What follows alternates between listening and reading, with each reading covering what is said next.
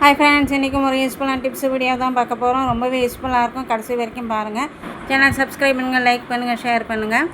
மீனோ இல்லை பன்னீரோ அந்த ஃப்ரை பண்ண எண்ணெய் இருக்கும், அது கொஞ்சம் ஹீட்டாக இருந்ததுன்னா அப்படியே நீங்கள் சிங்கில் ஊற்றாதீங்க. இந்த டிப்ஸை ஃபாலோ பண்ணி பாருங்கள். அந்த சிங்கில் அந்தமாதிரி ஃபாயில் பேப்பரை வச்சு நல்லா அந்தமாதிரி கவர் பண்ணிக்கோங்க. இந்த சூடான எண்ணெயை இந்த ஃபாயில் பேப்பரில் ஊற்றிடுங்க. ஊற்றிட்டு கொஞ்சம் நேரம் ஆறட்டும். ஆறின பிறகு நீங்கள் அப்படியே ஃபாயில் பேப்பரை எடுத்து சுருட்டி குப்பை தொட்டியில் போட்டுவிடுங்க. அடுத்த டிப்ஸ் என்னங்கிறது பார்க்கலாம். இந்த வாட்ரு பாட்டிலெல்லாம் தண்ணி எடுத்துகிட்டு போகிறதெல்லாம் அதை ஸ்மெல் அடிக்க ஆரம்பிச்சிடும்.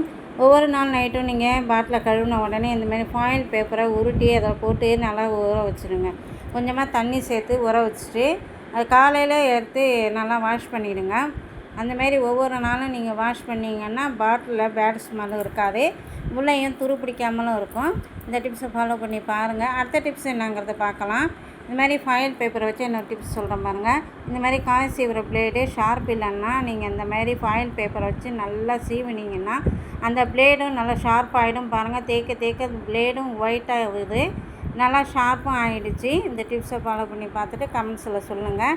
இந்தமாரி நூடுல்ஸ் ஸ்பூன் இருந்துச்சுன்னா இதை வச்சு ஒரு டிப்ஸ் சொல்கிறேன் பாருங்க. படிக்கிற பிள்ளைங்களுக்கு ரொம்பவே யூஸ்ஃபுல்லாக இருக்கும். படிக்கிற பிள்ளைங்க செல்லை கையில் வச்சுக்கிட்டோ இல்லை ஏதாவது ஒரு பேலன்ஸ் வச்சு செல்லை வைப்பாங்க. அதுமாரி ரொம்ப நேரம் வச்சுக்கிட்டு படிக்கிறதுக்கு கஷ்டமாக இருக்கும், ரொட்டேட் பண்ணியும் படிக்க முடியாது. இந்த ஸ்பூனை இந்த மாதிரி 2 முள்ளை மட்டும் முன்னாடி வளைச்சிட்டு செல்லை வச்சுட்டு இந்த மாதிரி ரொட்டேட் பண்ணி நீங்கள் பார்த்துக்கலாம். படிக்கிற பிள்ளைங்களுக்கு ரொம்பவே யூஸ்ஃபுல்லாக இருக்கும். ட்ரை பண்ணி பாருங்கள். அடுத்த டிப்ஸ் என்னங்கிறது பார்க்கலாம். பாட்டில் மூடியை வச்சு தான் ஒரு டிப்ஸு சொல்ல போகிறேன். பாத்ரூமில் நம்ம வால் ஹூக்கோ இல்லை ஆணியோ அடிக்க தேவையில்லை, இந்த ஒரு மூடி போதும்.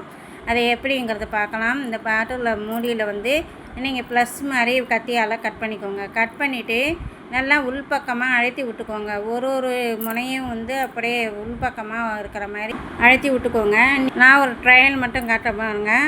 நான் டபுள் டேப்பு வச்சு ஒட்டியிருக்கேன் மூடியை. ஆனால் நீங்கள் கம்மு வச்சு ஒட்டிக்கோங்க, அப்போ தான் மூடி ஸ்ட்ராங்காக நிற்கும். நான் ஒரு ட்ரையலுக்காக உங்களுக்கு காட்டியிருக்கேன். டபுள் சைட் டேப்பு வச்சு மூடியை வச்சு ஒட்டி அதெல்லாம் துண்டு மாட்டியிருக்கேன். நீங்கள் கம்மு வச்சு மாட்டிக்கோங்க.